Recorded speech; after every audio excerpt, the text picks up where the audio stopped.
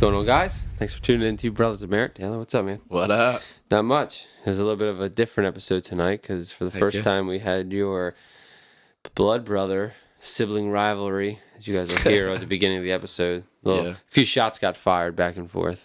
Yeah, but we had your brother Brendon on. He's your youngest. Yep. How old is he? He's 7 years younger than you? Why you gotta do that, man? See what I'm doing there? Why you gotta do that? I love it.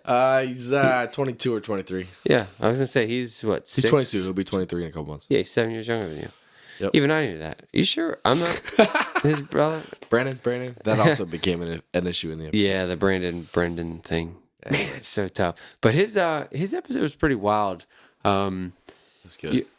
Your brother's, you were saying the tact in regards to his evangelistic type skills that he has is pretty wild. I'd love to see him in action. I was sitting here, we were having the conversation, and we were talking about how good he is at just reading people and knowing when and how to approach them with the gospel and how strong he is in his faith. And I was just sitting here like, I want to see it in action. Like, I want to go to Target with him. I want to go to Walmart with him and just like post up at the end of an aisle and just watch him in act. Like, see how he, like, what he does. And he kind of laid out his groundwork for like what he feels inside and how it's more so like getting uncomfortable to become comfortable. Sure. So, and he said it wasn't like this at all, like from the beginning. Like, it's something he had to work on, which I think speaks volumes for one, his character, and two, what other people can relate to listening to this show. Like, anything in life is going to take you to, work on something that you're not good at, is, become uncomfortable and then eventually get comfortable as you expose yourself to it more. Yeah. Well, and I think that a lot of that comes from not necessarily just like the strategic approach, because that's always been one of the things that has kind of struck me about Brendon, is even when he was in high school, like he'd be talking about when he was in gym class and like he is strategically trying to like be on someone's team so that he can talk to them about building a further relationship so that he can share the gospel with them. Like the strategic aspect of it, not in like on any, like, I think it's all good stuff. I don't really know how to, not like it's just like political and like he's just trying to like notch the belt or anything like that. Like, it's all good stuff, but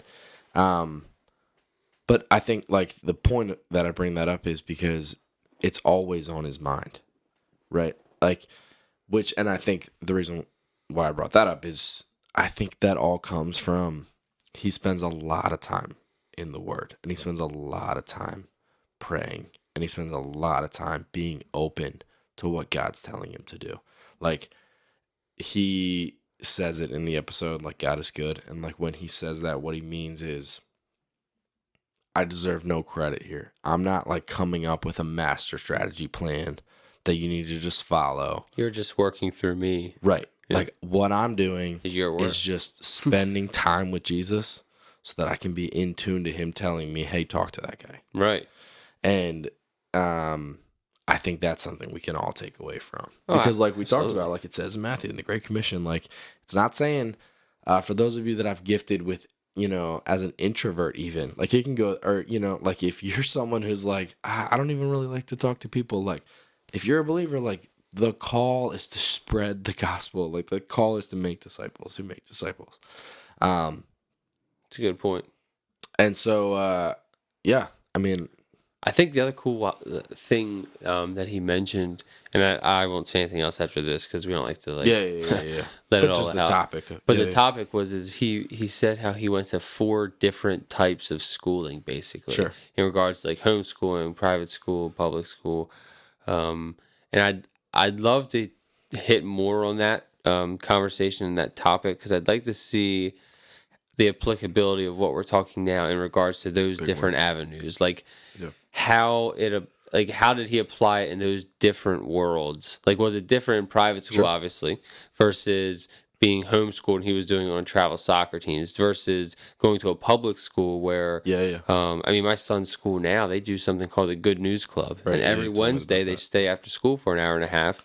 And it's a Christian-based club, and he takes his Bible every day. And this is a public school system. Love it. And I love it. Yeah, I mean, I absolutely, when we heard that, obviously, Brittany and I were like, of course we're signing him up. Sure. But I think back to like the 90s and all, when you and I were in school, and it's like, I don't remember that. I mean, you went obviously to a private school up until high school, but it's just amazing that how he sits here and how humble he was about it, and it's just cool. It's cool to see how God works through people in so many different ways. And like you said, maybe that night might not be your cup of tea, but for him, that's like he's got the picture of the tea. You know what I mean? Yeah. So well, and I think they're like, I guess like we've never done this before, but like almost like as this is the intro, like homework when you're listening to this episode, like when you're listening to what's about to be played, if you are someone who is not comfortable sharing the gospel,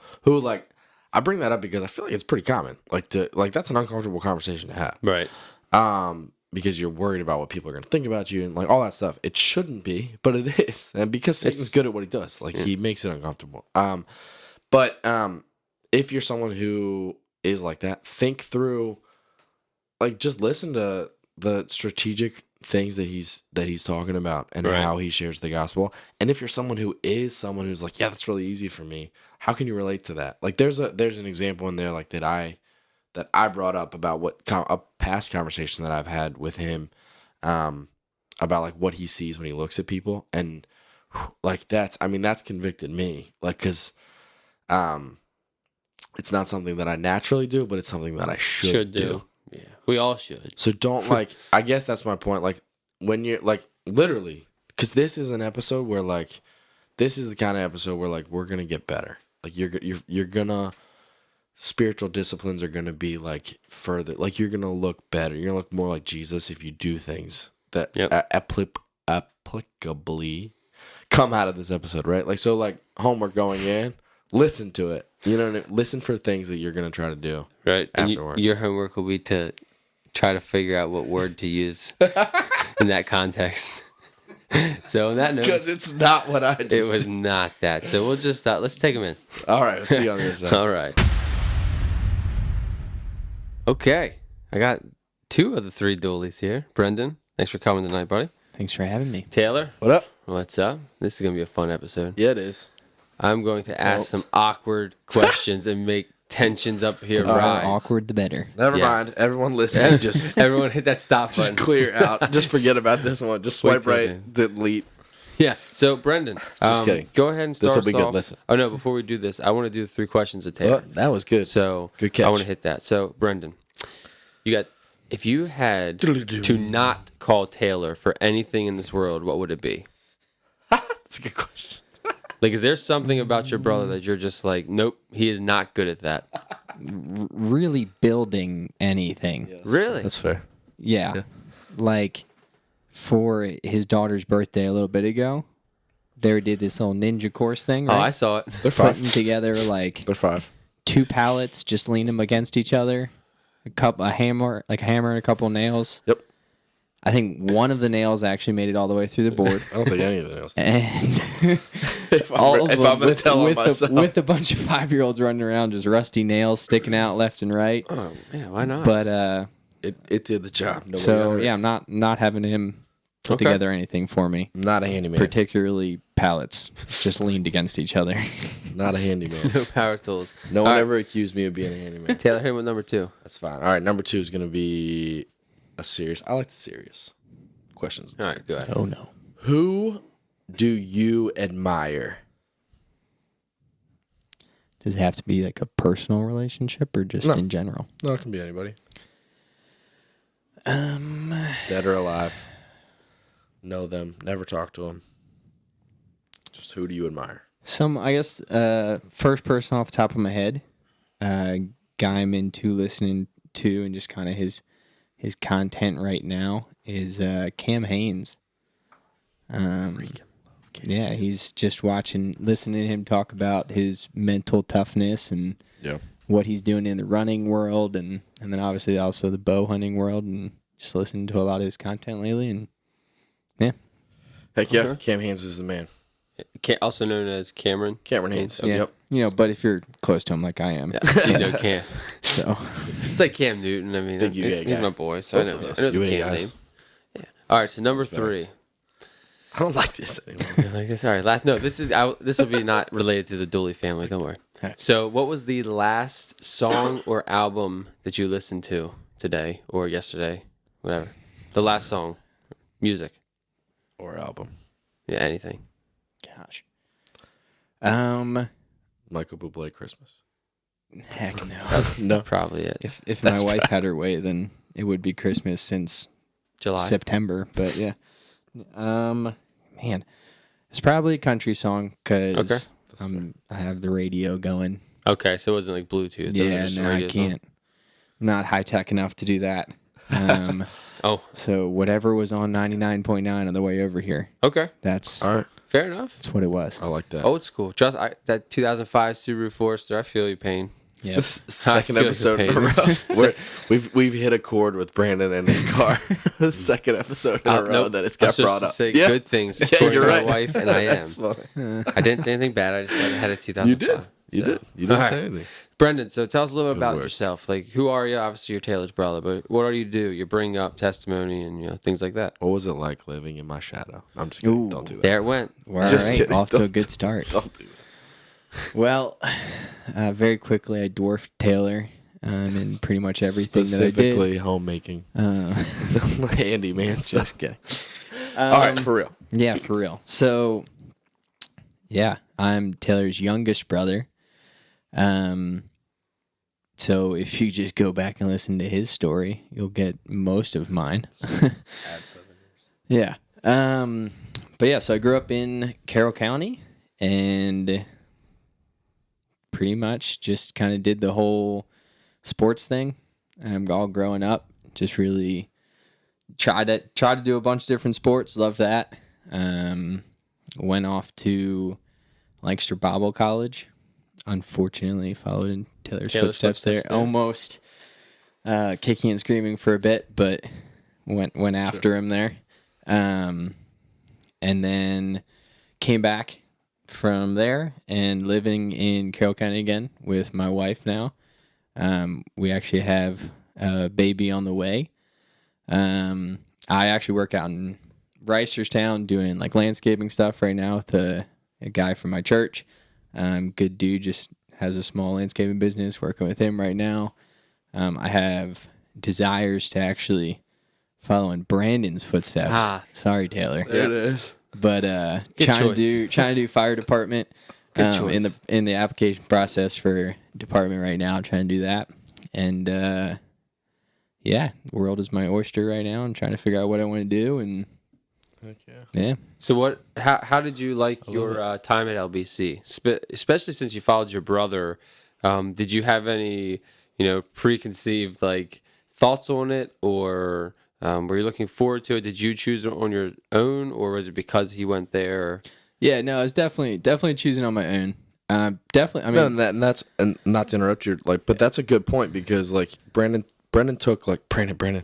This is gonna get rough. Brendon like kind of took a different path. Like I didn't major in anything like I majored in sport management. True. That's like true. He majored in pastoral ministries. So like good to know my brother knows my. I thought it was youth ministry for a while, but it ends in ministry. It's all good. Exactly. And so that's a good question because we had different LBC experiences. Yeah, but it was definitely I played soccer too. Good followed after him in that thing, but. I think just like in high school and school in general, maybe when you hear from John, it'll be a little different, but he was far enough away from me that I never really had too much overlap. Yeah, we did. Okay.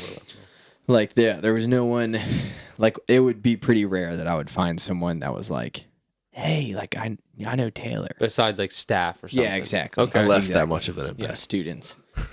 Okay. Obviously. Or when they did, they was like, oh, you're Taylor's brother. Sorry to hear that. Sorry, man.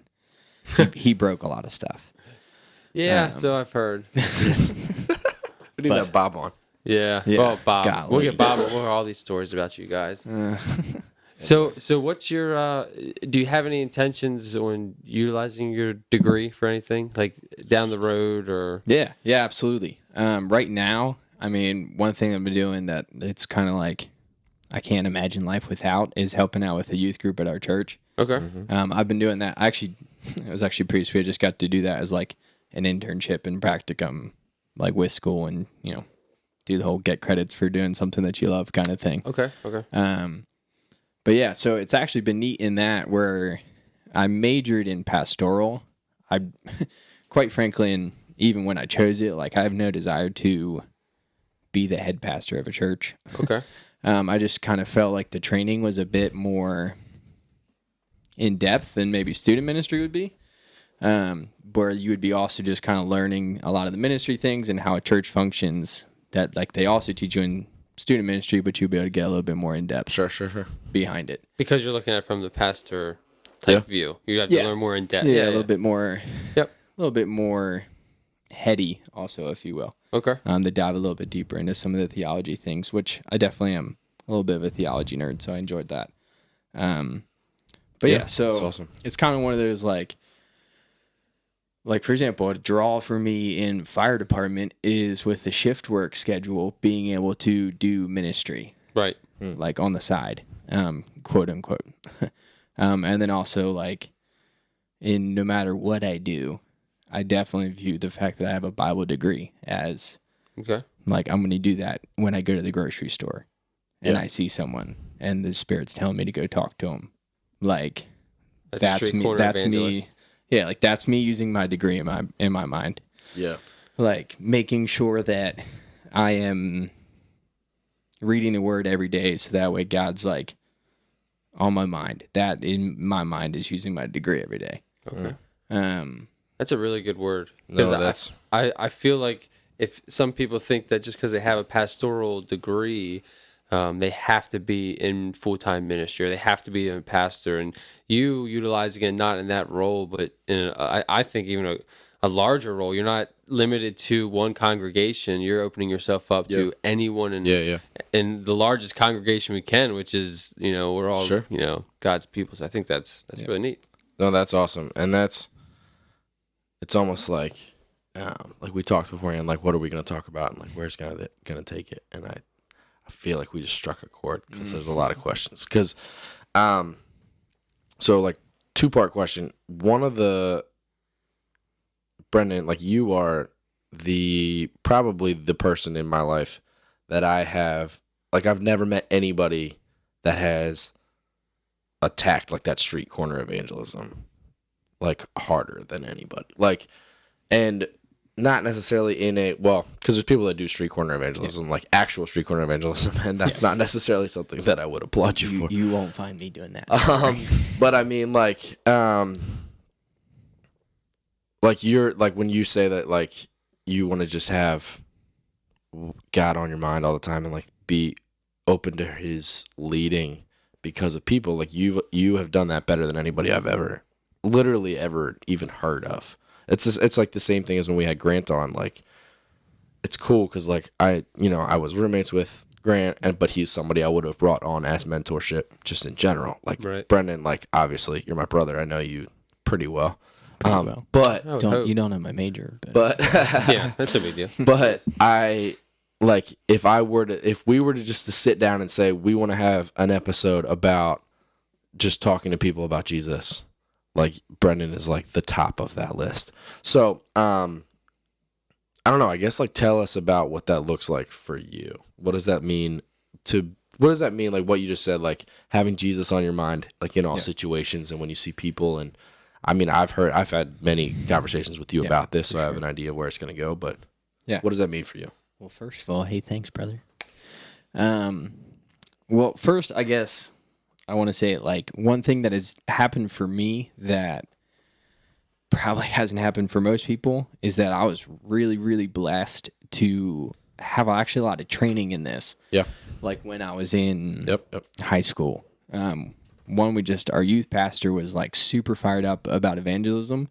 And then he also got us connected with people that do what's called Dare to Share.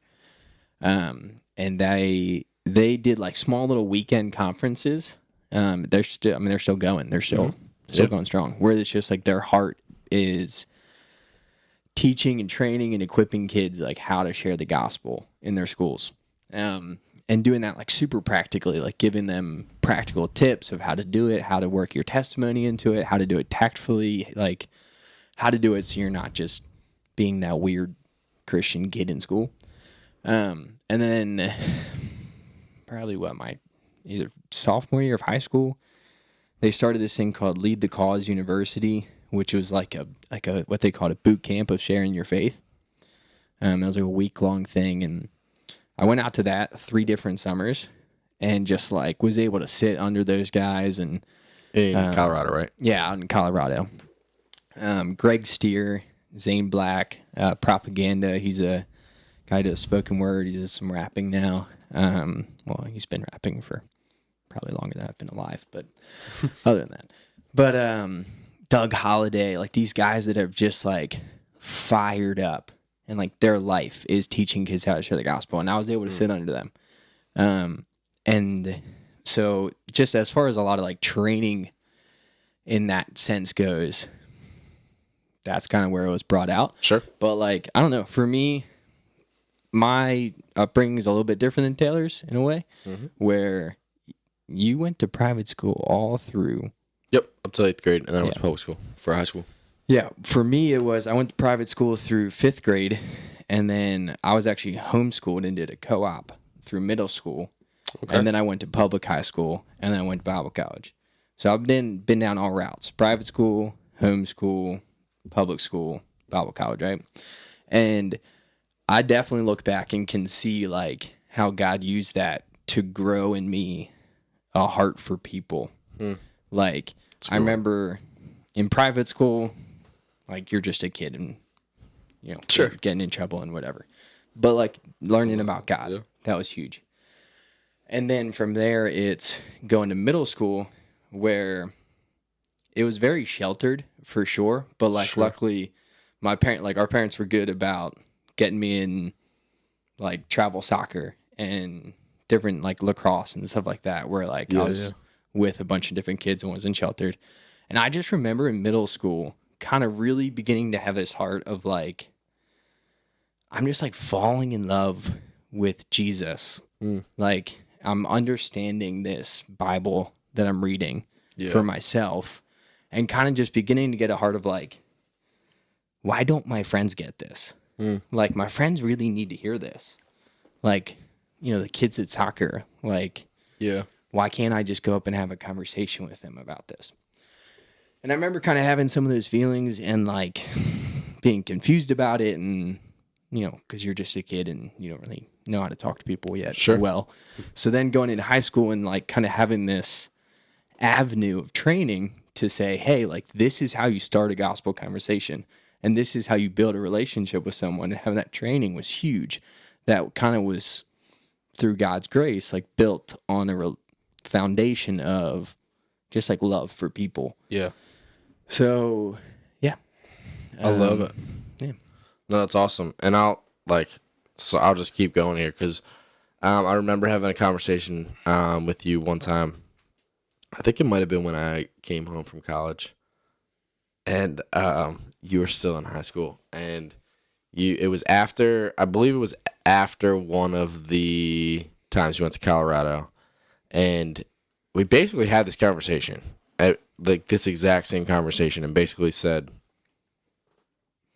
that you were like mature beyond your years when it came to like spiritual, like your faith, and I remember you said that when you're walking through your high school, you see kids, like it has it stamped on their forehead, like going to hell.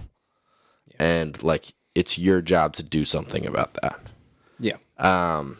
Which I think is like an incredibly powerful like way to look at life, right? Like that's not just your normal like even because it's not like that takes it even beyond like, oh, there's someone on the side of the road. Like, oh, they probably need some help. Like, that's like the dude in Target who is ringing me up. Like, my personality. So, for anybody listening that can relate, like, my personality is like, I'm going to see you for like 5 seconds. Like, who even cares? Like, whatever. Like, so I'm just going to keep going. Like, that's a flaw. Like, I definitely struggle with that. Like, me and Amber actually just talked about that a couple days ago. But like you said, like, no, like I have the idea and I'm, like you have the thought process that like you see like, no, like this person is going to hell if they don't hear the gospel and so that's what Jesus called us to in Matthew. And so like, I don't know. So I guess just to like tell more of your own, answer more of my own question before, but also like ask you about that as well. Yeah. So, I mean, definitely in high school, like that was really hard. Yeah. Because it kind of became this like, I mean, I must, and I also need to pause and say like, I was also an idiot in high school in a lot of ways, like most high schoolers, like not only as Taylor can attest to and probably spend the rest of the time talking about, I mean, I was weird. Like, yeah, he was weird. But that's just the case. But then I also did a lot of dumb things. So, I mean, I need to, before we even get a glimpse of like saying that I'm worth anything. That's a good word. Stop and say like God is good. Mm-hmm. And He has done everything in my life. That's a good word. But yeah, so as far as high school, it definitely was like, I mean, it was weird. Like it was this, like I would see the kids and it's like, man, like how do I talk to this kid about Jesus today? Like, how do I do this? Because like you said, if I don't, they're going to hell. And I felt this responsibility, even though I had the understanding that it's not my job. Right. Like the Holy Spirit's doing the work. Yep. But I don't know, I just felt that call. And that definitely was what led me to want to go to Bible college and start pursuing ministry and everything like that. Which is also funny because I could go on a side tangent about how ministry is sometimes gets in the way of sharing the gospel. But yeah, so that has definitely developed, and it's been funny as I've gotten older. Kind of there's still the desire where it's just like, man, I want to talk to this guy about Jesus. And I saw a guy from high school in Food Line before I came over here because I was getting my pregnant wife ice cream. Saw him real quick and priorities. Yeah, exactly. And he, we caught up for a second, and I remember I had gospel conversations with him in high school. Sure. Haven't seen him for a couple years, and so it's just like, hey man, like where are you with the whole God thing? Like we talked about it a lot. But the weird thing that has happened as I've gotten older is definitely more of a God has drawn my heart towards like people that I would not expect. I think in the past, in high school, it's definitely God drew my heart towards like my friends because they were my friends. Like these are the people I got close with, like I knew. And so I had that heart of like, hey, I want to see them know the gospel. And I would see random people, but like I still knew them, especially like tiny little high school. You see the same people, whatever. Sure. Mm-hmm. But like, it's just God's been calling my heart to like people that it's like, why would I go talk to that person? Like I would have no reason to go talk to that person other than Jesus. But I mean, that's what we see in the Gospels, right? Like that's what you see is Jesus goes through and like he sees everything. He's seeing people and he's seeing people where they are and he's meeting them where they are. So I love it. Yeah. So what would your advice be to anyone listening that feels like they have that calling and they have that, we always say the evangelistic type feeling in them, that what you have, that heart for just reaching out to people? What would you say your advice is to somebody that feels like that's what they should be called towards, but they can't make that step to get themselves to do it? For sure. I mean, the biggest thing is like, it starts with relationship. That's good. Definitely something that I maybe didn't always do an amazing job of when I was younger, because sometimes that passion was just like so like, Sure. Hey, like nice to meet you. My name's Brendon. Want to hear about Jesus? Like, you know what I mean? I would kind of rush, right? Like earning that right, earn the respect for sure. And especially like as you get older, and kind of when you're younger, you can almost get away with it because someone's like, "Oh, you're a kid." Like, they can kind of see your like youthful passion or whatever. Yeah. But yeah, as you get older, people are gonna be like, "This dude's a creep," and I should probably walk away from him. but like, like just like what the heck. But no, definitely relationship is the biggest thing, and it starts with, I don't know. One thing that changed my heart is that, like, I don't know. I just heard this guy talk about it one time, and he was like, if you aren't going to know the things that they care about, why are you going to be able to have an opportunity to share the gospel with them? Because it's, if you want to convince that person that the thing that they should care about most is Jesus, at least figure out what they care about right now. Sure. Okay. Like, you're not going to be able to bridge a gap to say, like, hey, you need Jesus, if they don't understand. Like, if you start telling someone they need something, they're going to say, who are you, and why do I need this? Yeah. Yeah. That's really good. You can be super argumentative with them. It's really good. But, if you don't have that relationship, it doesn't mean much. Oh, I love it. How do you approach somebody without seeming like that creep, like you were saying? Like, how, you know what I mean? Like, well, Brandon's mustache does it from the get-go. Like, they just actually see him. And Brandon like, or Brendon? Which one? It's November. It's true, Take it easy. Just take it easy. But like, how do you? And I ask not just for our listeners, but I'm asking like for myself as well. Like, vulnerability out there. Yeah. Like, how do you bring that up in conversation without pushing them away? Like, I'm trying to draw them in, but I feel like I would push them away because sometimes I could come off too overpowering. So, yeah, I mean, part of it, I guess, is that like the one good thing I've heard is like weighing in your mind whether it's a one-time conversation or it's a repeat relationship. Like that person you see in the store, and it's like Taylor said, I'm gonna see him I'm not gonna see you 5 minutes from now. Will I ever see you again? But if you feel the Spirit's lead, sure, grow some cojones and go talk to that person. Yeah. wow. That's kind of where I stand on that one. And that's just kind of is like, that's going to be super fearful. And that's going to be like, this person might think I'm crazy, but the Spirit's telling you go do it. So go do it. The other one is you have to weigh in your mind though, that like relationship. Am I going to repeat seeing this person? Like the guy at Food Lion. Now that I know he works at Food Lion, I'm gonna keep going to Food Lion, and I'm gonna be able to probably keep seeing him because he works there. Like, it's not like I just saw him. Yeah. And in that instance, it's more this guy I had a past relationship with, but start talking about other things, like, hey dude, your shoes are cool. Where'd you get them? Like, just start a first conversation, like. And then next time you see him, like, try to bring up something else, and then try to bring up something else. Gradually, okay. Yeah, and then kind of build that relationship. It's funny. That's one thing I do with my middle schoolers, is like, because middle schoolers are already super awkward too.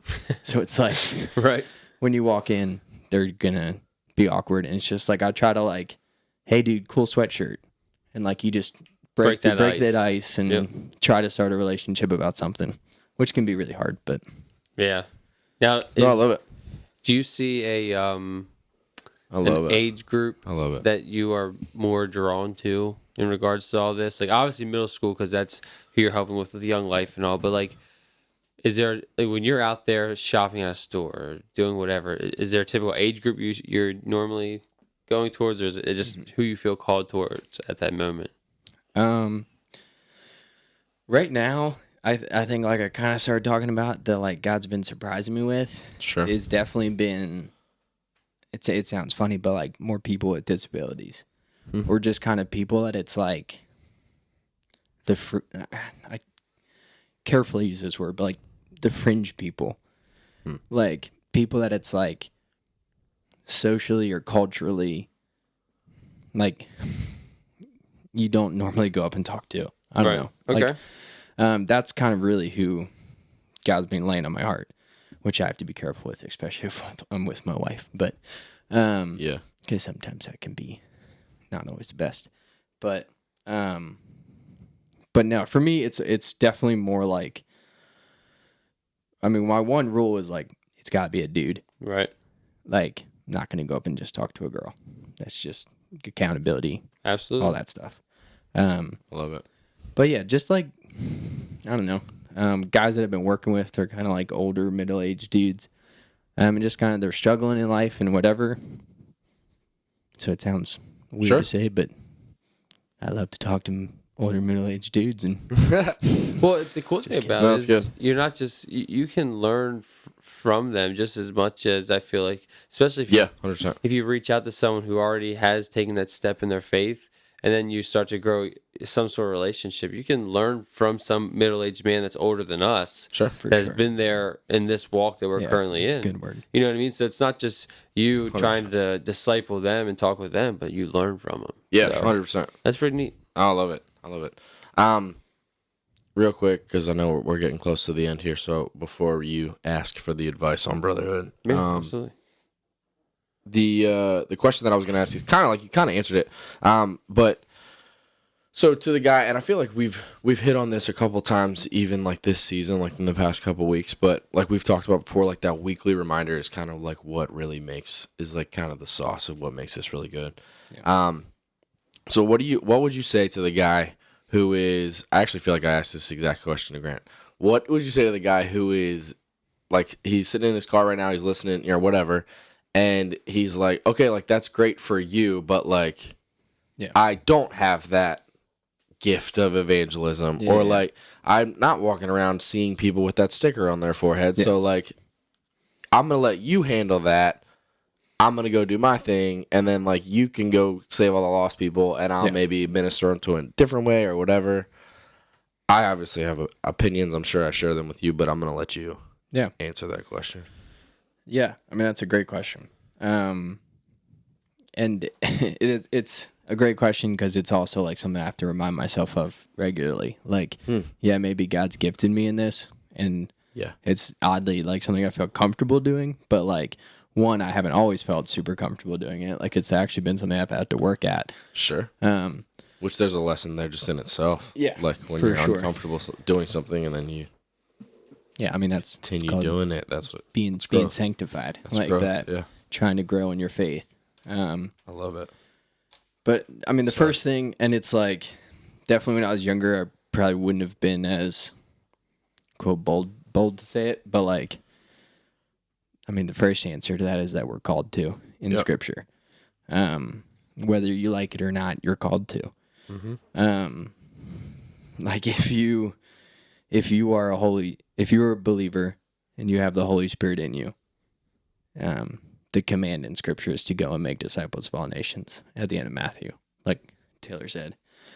Yeah, I actually just opened that up, so I like it. Like in Matthew 28, Matthew 28, he says, all authority in heaven and on earth has been given to me. Therefore, go and make disciples of all nations, baptizing them in the name of the Father, the Son, and the Holy Spirit, and teaching them to obey everything I have commanded you. And surely I am with you always to the very end of the age. That doesn't say to those of you that I've gifted with evangelism, go make disciples, and then other people go further. Like, yeah, for sure. If you're part of the club, yeah, which I really don't like that term, but yeah, exactly. Yeah, no, it's a good like the way my wife actually has said it. It's that like there's the whole spiritual gifting charts and everything, and you see what you're good at and what you're not good at, and it's so easy to like, okay, this is what I'm good at. Like I want to get better at what I'm good at. Yeah. Like I think as believers, our view should be I need to be the most sanctified in the things that I'm really bad at. Yeah. Like this chart's telling me that I'm really bad at loving on the orphans. Jesus tells me to love on the orphans. So maybe I should try to better myself there. Yeah, exactly. Like, right. It's not like this chart just gave me an excuse. Like, well, like, that's not what I am. Like, in my opinion, that chart just gave you the motivation to try to go be better at that. Right. That's good. And that's super hard. But it's like, it's really good. If we're believers that understand that, one, our life's not about us. Two, we have sin nature in us, which is going to do everything, and the enemy against us, which is going to do everything it can to stop us from furthering the kingdom. We need to recognize that obedience is doing the things we don't want to do. 100%. Listening to the commands of Jesus that are in his word. I love it. And like I said, being sanctified in those things. It's good. As easy as it is to say, in a mic right now, and really hard as it is to do. Well, obviously, from the sounds of it, you're good at it. So I mean, well, there's God is good. God is good. You have to get uncomfortable to become comfortable. Yeah. No, that's what I was talking about. So 100%. I tell the recruits at work that when I'm teaching them, like, you're going to do something that you're 150% uncomfortable with, and it's going to feel like you will not make it through, but you will, and that's the environment you're to teach them in. You're going to get comfortable if you do that enough time. Exactly. Sure. Like you're talking about. So to wrap it up, you have a unique. Well, we have a unique interview here because you guys are legitimately brothers. So when we say brothers of marriage, like, you actually have the same blood running through your veins right now. So from that standpoint, and then any relationships you've built over your life with non-blood brothers, what's your advice on brotherhood? Yeah. So I was trying to think about this because I know you guys always do this. Aha. He does listen. Yeah, you have at least me as a viewer. He does listen. Well, if I was the only viewer, that'd be an awkward podcast because we're talking to no one right now. But also, anyway, if you were viewing us, then that's way creepy. That's true. You'd be spying on no us. one. You're the only viewer. That's true. That is true. That's true. You will always be the only viewer. Yeah.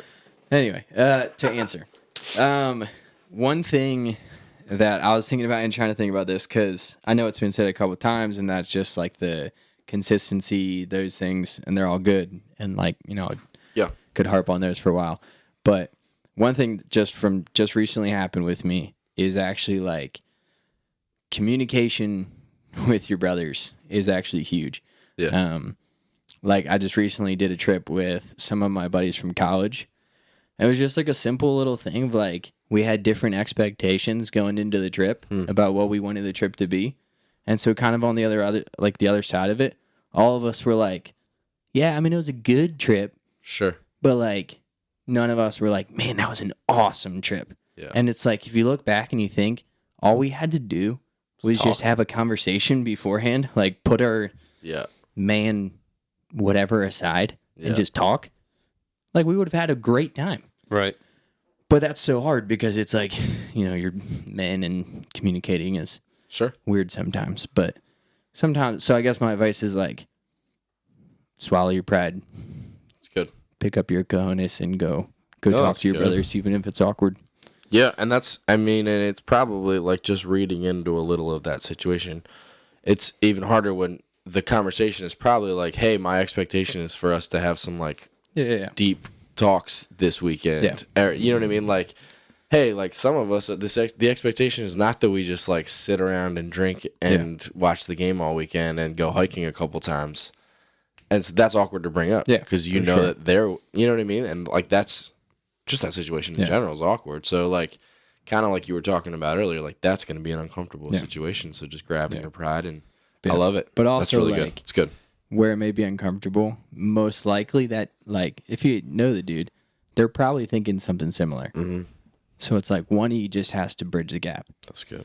So that can be an encouragement. I feel like as I sit here and listen to you talk, I started to like replay. Like, when did I make that transition in my life and walk with other men to like get comfortable, I guess, and confident in trying to fix myself, if that makes any sense. Yeah. So to talk about the things and to communicate with other people, and I feel like if I would have had this same conversation when I was 21 to like 25, or 6 even, like I don't think I would have been comfortable enough sometimes to talk and communicate. Like you were saying, men just have to put that aside. But I feel like as I start to get older, or maybe it's just because my friends get closer, I feel. Because my group, it's funny, as you get older, your group of friends, like I now have like the main people that I see. The little bit of time I have between kids and wife, it's spent with Taylor, Mike, and a few other guys, and that's it. Like your band gets smaller. It shrinks as you get 100%.